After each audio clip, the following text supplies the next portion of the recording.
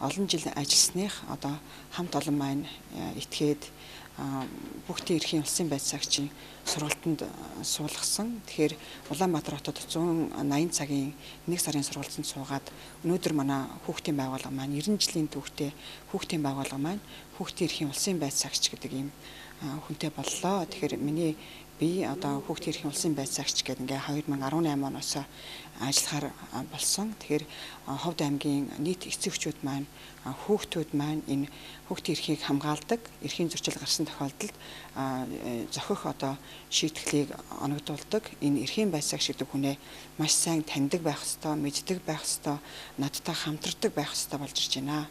Тэгэхээр 90 жилийн түүхтэй энэ хүүхдийн байгууллага маань яагаад Монгол улсад Хүүхдийн эрхийн улсын байц цагчийг бэлтгэж гаргаваа гэж эцэгчүүд маань бас хүүхдүүд маань бас анхаарч одоо их анхаарал тавьж байгаа байхаа сонирхож байгаа байх. Тэгвэл хүүхдийн эрхийг одоо хамгаалах энэ асуудал маань 2017 онд, 15 онд, 16 онд хуулийн эрх зүйн маш олон шинжилгэлүүд хийгдсэн байгаа. Эрхийн тухай хуулийн шинжилэгдсэн, хамгааллын тухай хуулийн шинжилэгдсэн, тэгээ эрүүгийн хуулийн шинжилэгдсэн, зөрчлийн тухай хууль гэж шинээр хуультай болоод ирсэн. Гэр бүлийн хүчирхийлжээ тэмцэх тухай хуульд бас энэ хүүхдтэй холбоотой, хүүхдийн эрхийг хамгаалахтай холбоотой, хүүхдийн хамгийн одоо амар тайван байх энэ эрхийг нь одоо хамгаалдаг энэ гэр бүлийн орчиндөө ямар хөө байхын гэдэг асуудлыг хуульчилж өгөөд хуулийн одоо маш их шинжилгээ хийгдсэн байгаа. Тэгээ энэ шинжилгээний хүрээнд маань Хүүхдийн эрхийн улсын байц цагч гэдэг хүн ажиллана гэдэг ингээ хуульчилсан.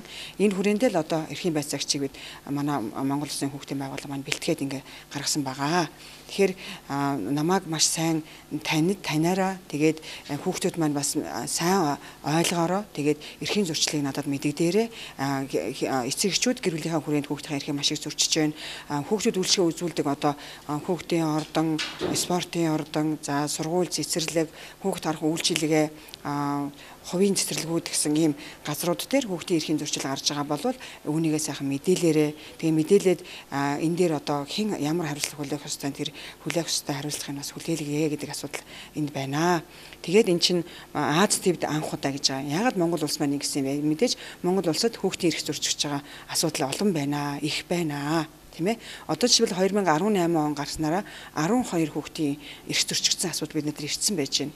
Манай хүүхд хамгааллын надаас өөр одоо 4-5 мэргэжилтэн байгаа. Энэ одоо мэргэжилтүүд маань хинтээ яаж хамтрах юм бэ? Хүүхдийн эрхийн зөрчил дээр мэдээж сумд нь баг багтаа засаг дарга нар байж байгаа. Энэ засаг даргаар ахлуулсан хүүхд хамгааллын хамтарсан баг байгаа. Тэр хүүхд хамгааллын хамтарсан баг дотор чинь багийн нийгмийн ажилтан, сургуулийн нийгмийн ажилтан, за хэсгийн байц цагч гээд маш олон хүмүүс байгаа. Энэ хуулиараа үүрэг хүлээсэн тэр хамтарсан багийн одоо гишүүд гэсэн хүмүүстэй хамтраад энэ эрхийн зөрчил дээр бид нар хамтарч ажилланаа. Мөн одоо хүүхдийн эрхийн байц цагчийн ажиллах 3 одоо ийм зүйл байгаа. Энэ нь болохоор хүүхдийн эрхийн зөрчлийг таньж мэддэг, илрүүлдэг байна. Хүүхд хамгааллын хариу үйлчлэгийг хамтарсан багаар үзүүлдэг байна. Тэгээд хууль эрх зүйн актуудыг практик дээр зөв хэрэгэлдэг болно. Энэ хамтарсан баг засдаргаар ахлуулсан энэ хамтарсан багийн гишүүд маань бүгдээр энэ одоо хүний эрхийн эрх зүй, тэгэл эрүүгийн эрх зүй, захиргааны гэдэг ингээд бүхий л хуулийн эрх зүйн зохицуултанд бүгдээрээ орж ажиллаж байгаа. Тийм болохоор энэ эрх зүйн актуудыг бид нэр практик дээр бүгдээрээ хэрэгэлдэг болно.